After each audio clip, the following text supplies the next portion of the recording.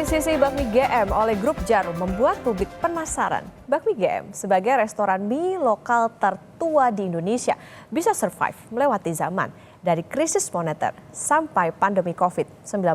Mengapa restoran lokal bisa bertahan sejauh ini? Menarikkah mengakuisisi restoran lokal?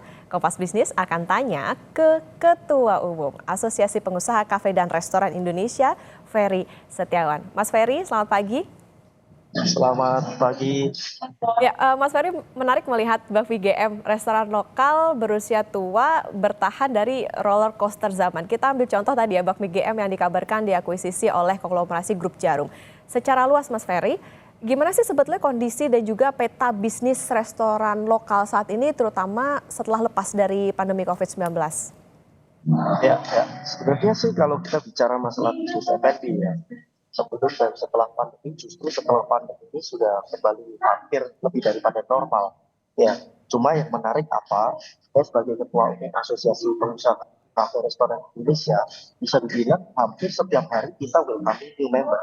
It means ya setiap harinya ada brand-brand baru yang tergabung di kita dan resto-resto baru juga yang tergabung di asosiasi kita. Ini yang menyebabkan F&B sendiri semakin naik ya. Namun yang menarik adalah rotinya semakin terbagi-bagi. Nah, kondisi yang seperti ini yang menyebabkan pengusaha berpikir seperti kok belum kembali ya, kok masih 30% ya, kok masih 50% ya, kok belum bisa melebihi sebelum pandemi. Padahal kalau dilihat dari realitanya, ini sebenarnya kondisinya sudah kembali atau bahkan lebih daripada sebelum pandemi. Cuma hanya pemain yang sebelumnya bukan efek sekarang masuk ke efek. Kurang lebihnya sih seperti itu kondisi realitanya sekarang.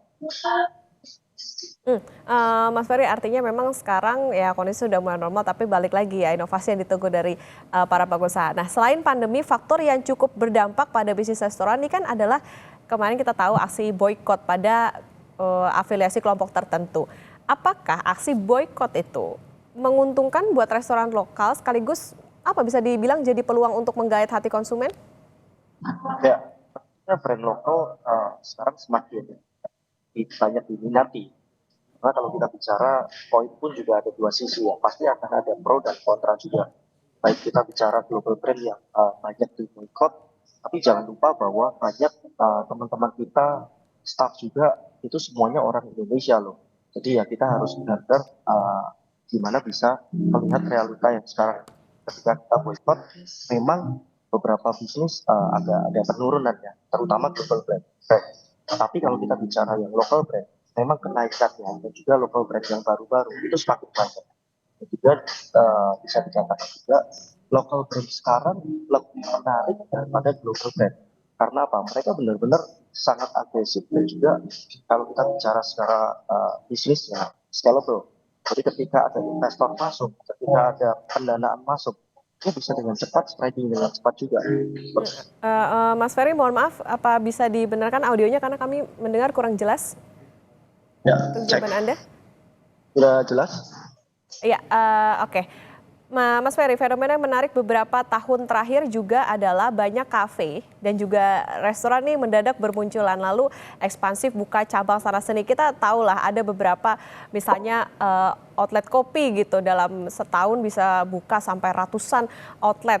Nah, tapi ternyata nggak begitu lama ada juga nih udah buka banyak, terus ternyata ada juga yang tutup berjamaah. Apakah ada kecenderungan pola bisnis restoran akhir-akhir ini apa ya bisa dikatakan musiman begitu?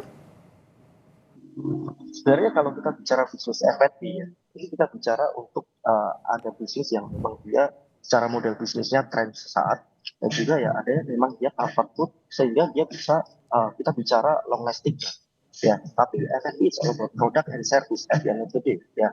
Kita bicara konsepnya juga. Ketika konsepnya tidak fit to market, ketika produknya dan juga servisnya tidak fit to market, saya yakin F&B yang seperti itu tidak akan bertahan lama. Padahal prinsipnya selama manusia punya lambung, bisnis F&B tidak akan pernah mati. Bisnisnya akan mati ketika tidak ada inovasi di dalamnya. Nah, ketika kita bicara inovasi tersebut, banyak hal yang sudah sekarang banyak disrupsi dan juga banyak teknologi yang masuk sehingga inovasinya ini tidak hanya dari segi produk namun dari segi proses, ya semakin kita mau merambah ke kanan dan kiri, proses kita harus efisiensi dan efektif juga seperti itu. Jadi Hmm. ketika produk kita, konsep kita memang tidak relevan dengan market, ya saya rasa seperti yang dikatakan tadi, paling cuma 6 bulan, 1 tahun udah selesai. Bahkan nggak sampai 6 bulan aja udah selesai. Oke, ini menarik soal bagaimana ada tren sesaat, kemudian yang dituntut adalah bagaimana teknologi, inovasi dan juga bagaimana proses yang ada di dalamnya supaya bisnisnya bisa tetap sustain. Mas Ferry, industri restoran apalagi yang sudah terkenal dan punya pelanggan tetap adalah karyawan resign, terus kemudian mereka bikin produk yang mirip versi kaki lima. Ini sah-sah aja atau justru jadi tantangan? Tantangan setiap kali, setiap hari pun juga pasti akan ada tantangan ya.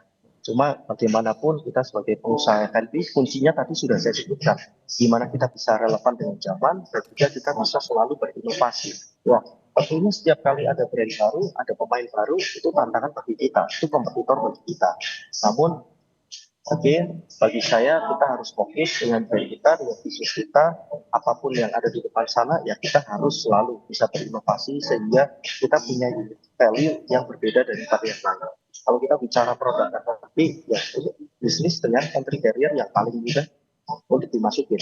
Apalagi kita bicara zaman sekarang teknologi, pribadi bisa masuk ke bisnis ini. Setiap orang bisa bikin brand, setiap orang bisa jualan. Ya, dibanding dengan teknologi, semua orang tinggal masukin aja secara online, udah bisa jualan semua. Seperti itu. Oke, artinya tadi kalau misalnya memang ya pemain baru jadi hal yang lumrah lah ya. Yang penting kan kita punya bisnis kita punya value, punya uniqueness di sana. Bisa dikatakan justru apa ya, ini jadi hambatankah untuk bisa ekspansi sebuah bisnis karena ada pemain yang tambah baru, tambah banyak begitu, Mas Ferry? Selama bisnis kita punya konsep dan produk yang saya tadi katakan scalable, ya bisa diduplikasi, bisa diproduksi secara massal, secara mass production. Saya rasa untuk kita bisa scale up bisnis kita, dari kanan dan kiri, untuk dari satu outlet ke 100 outlet, itu sangat mudah. Ya. Tapi balik lagi tergantung dari konsep dan produk kita. Kalau misalkan saya bicara mungkin masakan Indonesia, atau kita bicara masakan yang memang dia benar-benar secara proses harus mengalami proses yang panjang dan juga proses yang sangat banyak step ya, itu tidak akan bisa kita duplikasi dan juga kita bikin secara bisnisnya, model bisnisnya scalable seperti itu. Oke, sekarang kan di Indonesia juga banyak restoran legendaris yang sustain. Sebut aja selain bakmi GM lah ya, kan ada juga ayam Suharti, ada gudeg Yukjum dan lain-lain. Nah, konsistensi seperti apa sih sebetulnya yang membuat restoran legendaris ini bisa bertahan, padahal ya kita tahu bahan baku juga pasti harganya maupun juga ketersediaannya ini naik turun. Ya, untuk menjadi kategori brand yang legendary brand ya, itu bukan suatu hal yang mudah juga. Saya yakin mereka membangun brand mereka udah puluhan tahun juga. Saya punya brand juga sudah 10 tahun.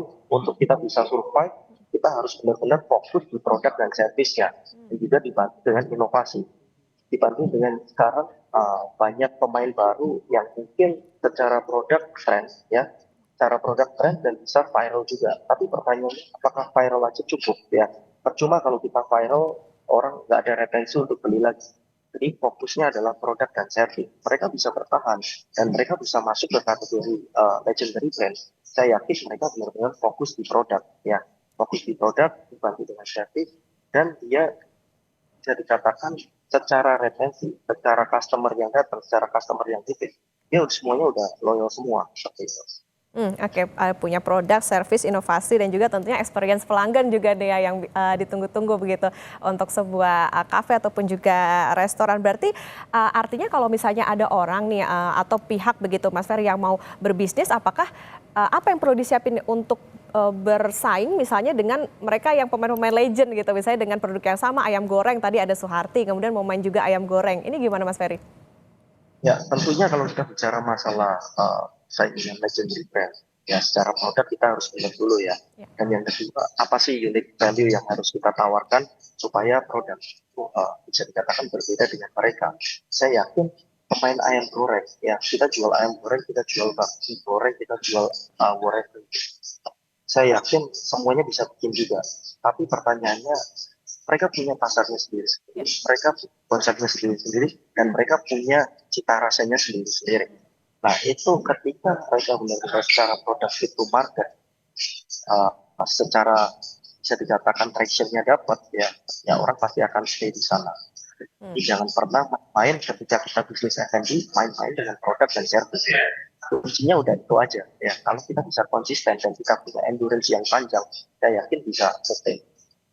Oke, punya produk, service konsisten dan juga punya inovasi dan experience pelanggan diperhatikan. Ini tentu bisa jadi catatan untuk mereka yang mau bermain di sektor restoran ataupun juga F&B dalam hal ini, karena lagi-lagi ya punya pasarnya tersendiri, tergantung dari mana nih target yang mau masuknya si bisnis ini. Terima kasih Ketua Umum Asosiasi Pengusaha Kafe dan Restoran Mas Ferry Setiawan sudah bersama di Kompas Bisnis. Sehat selalu Mas Ferry.